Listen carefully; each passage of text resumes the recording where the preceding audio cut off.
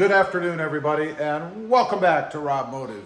Today, we're going to add a little bit of rear end protection on the Toyota Tacoma. Now, this is something that I've used before. I've used it on the Gladiators. I've used it on previous Tacomas, and I may have had it on the Tundra. I'm not sure. But it's the Beaver Tail step, and it's multifunctional for what it is, for such a simple thing. Now, you might be wondering, what is a Beaver Tail step? Well, it is exactly that. It's a step that kind of looks like a beaver tail. It's this thing right here. It's a big hunk of steel. Iron, I don't know, but it is heavy.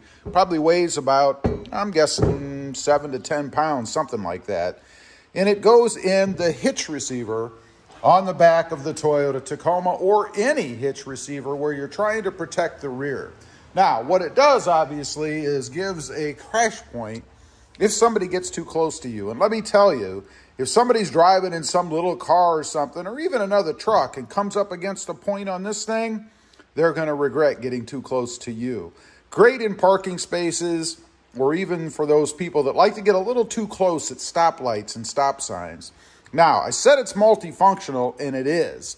It's a step, of course, to be able to step up and get into the back of the truck without putting the gate down, if for some reason you just want to reach in and grab something. Also, it provides more tie-down points in these areas where you can tie things down over the gate into the back of the truck. You might even be able to, and I would probably do it, but I won't recommend it, but use this as a tie-down point to be able to pull something, you know, something light. I wouldn't hook onto a semi with it or anything, but something fairly light. I'm also going to try again this hitch tightener. That's just to kind of stabilize it back there so it doesn't, you know, rattle around. I'll show you that. We'll see if it works. I've tried it before, and for some reason it didn't work. I don't remember, but we're going to revisit that. And then, of course, a lock to be able to lock it on, because you know there are people out there who, if possible, would just pull it off the back of your truck so that they could put it on theirs. Let's go over and put it on. Okay, the good thing about this is it's very simple. You stick it in, put your pin in there, and you're done. Now you have to decide which way to put it.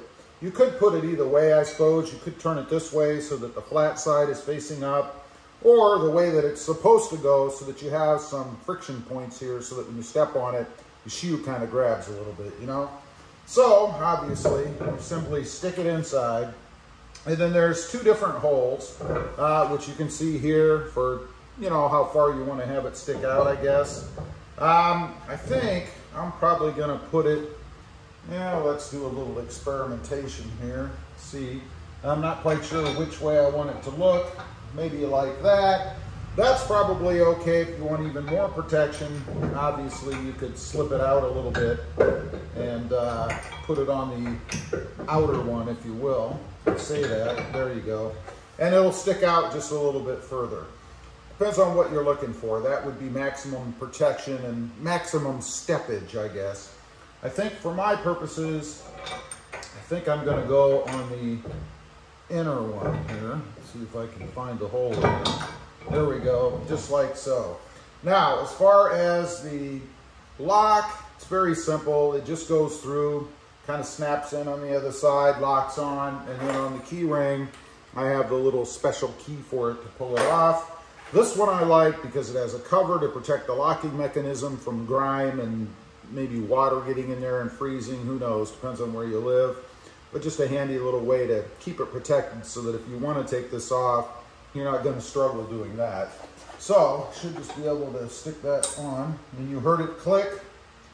That's it. And then we went ahead and covered the cover like I mentioned. You can see it right here. And that's all it is. And that's it. It's on. Now, I talked before about it making a little noise. It will move. Obviously, you can hear that. People do all kinds of different things. I've seen people put rubber pieces in here to kind of stabilize it. We're going to try this little mechanism here. The way it's supposed to work is the bar goes on, I think on the bottom, like so, and then you sandwich the edge of the beaver tail step here between it and the little U-bolt, if you will, and that's going to tighten it up to stabilize it. So I'm going to see if I can get that on. Like I said, I had trouble before. Maybe I just didn't know how to use it. I don't know. But I'm going to play with that for a minute, see if I can get it to work. If not, then I'll leave it as is. Because frankly, when I'm driving around with the sound of the exhaust, road noise, the radio, I really don't have any problem with this thing making sound. Okay, I got the Beaver Tail step on. I don't know why it took me, or I shouldn't say the step, but the little thing to secure it so it doesn't bounce around. I don't know why I couldn't get it on before. Maybe it was on the Tundra and that's why. I don't know. But let's take a look. I'll show you. It's on there. And I do recommend this because if you go with this, it doesn't move. I mean, I can lift the truck and it doesn't move. And the way I did it, it just goes underneath with the flange part that comes up against the Beaver Tail itself. And then a couple of bolts or nuts underneath to hold it on. I did put some spacers on at the bottom because the threads were real close to running out. Bad design. It should be threaded higher up, but a couple of spacers in the form of washers. I think I used 2 on each side, plus the hardware it came with, and it fits perfectly. Very secure. I can dig it. And the other thing is I might have had it out too far before. I think that might have been part of the problem, and the little edge here didn't reach the hitch receiver itself. I think that's why. I just didn't have it out far enough. Or in far enough, I should say. I think I went with the other hole and pulled it out, and that pulled it too far away from being able to grab right there on the edge. Love it the way that it's set up, and I actually like it a little better this way in. As a step, as I mentioned, you just step on and you are right in the bed. I like that. So if I don't want to drop the tailgate, I can reach in there and grab whatever it is I need to grab. Pretty darn handy, plus the tie down and security features of it from keeping people off of your rear end. Anyway, leave a comment. Let me know what you think.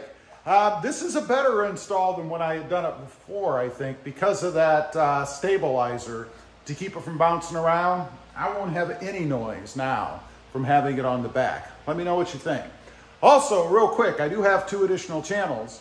Robmotive Project Cars, all about the Mercedes-Benz, doing lots of mods and things over there. And Robmotive JT, all about the Jeep Gladiator. Check them out, and if you're interested, please consider subscribing. And don't forget to click the subscribe button here too. Thanks for watching. Stay safe out there. Bye. And real quick, yeah, I did paint everything black. You know, hashtag no chrome.